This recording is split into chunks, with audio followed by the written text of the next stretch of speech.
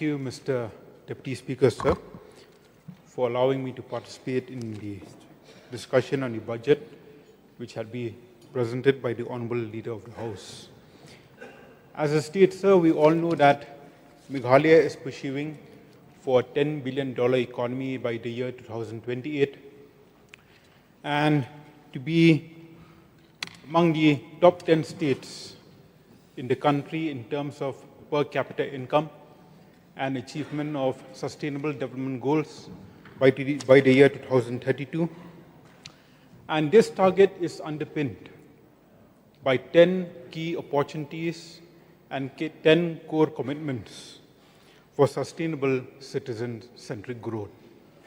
And I believe that the pace at which the MDA government is currently functioning, this intention of the government will be achieved within the time frame as indicated.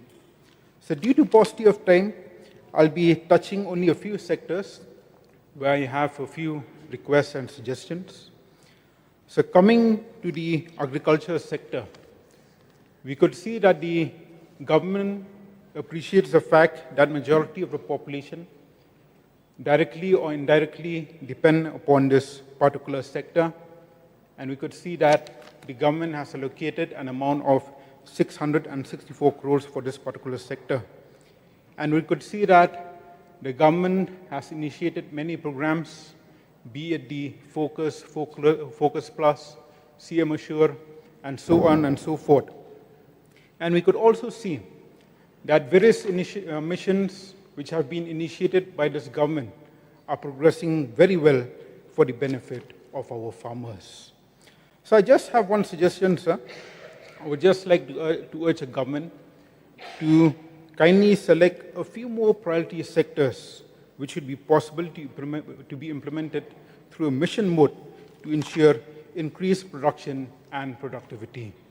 And we are also very proud, sir, of the fact that our local produce, be our pineapples, oranges, Lakadong turmeric, are being exported to premium markets for consumption.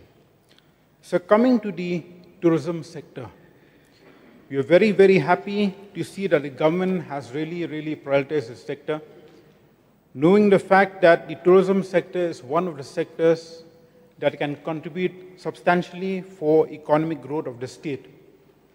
And we could see in the budget speech that the inflow of tourists has increased and has crossed 16 lakhs. And we are very happy that with the increase of tourist inflow, there has also been a rise in the tourism-linked livelihoods from just 50,000 in the year 2022 to 75,000 where we stand today. I'm also thankful to the government for mentioning in the budget speech its plans to further transform our area into global scale destinations. But would just like to urge the government to be flexible with regard to the terms and conditions and the MOU with villages so that the projects can be implemented smoothly without any resistance from the villages.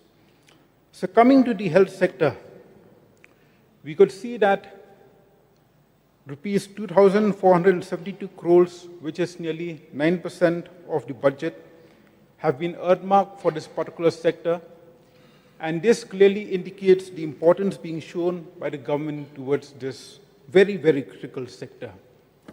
The reduction in the maternal deaths and the infant deaths are clear indicators of the substantial improvement of the health sector in this past many years.